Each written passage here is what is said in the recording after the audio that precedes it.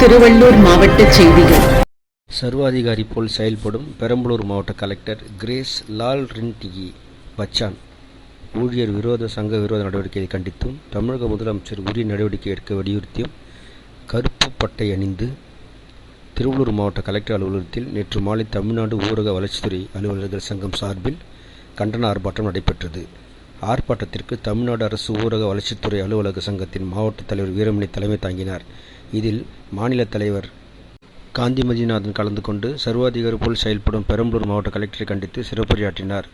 இந்த ஆர்ப்பாட்டத்தின் போது 50க்கும் மேற்பட்ட நிர்வாகிகள் கலெக்டரை கண்டித்து அவர் மீது நடவடிக்கை எடுக்க வலியுறுத்தியும் அனைவரும் கருப்பு பட்டை அணிந்து கண்டன கோஷங்களை எழுப்பினர்.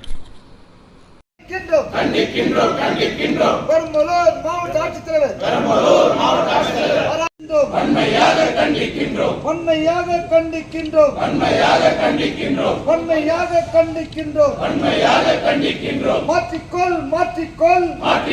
மாற்றிக்கொள் பெரம்பலூர் மாவட்ட ஆட்சியரே உங்கள் போக்கை மாற்றிக்கொள் பெரம்பலூர் மாவட்ட ஆட்சியரே உங்கள் போக்கை மாற்றிக்கொள்.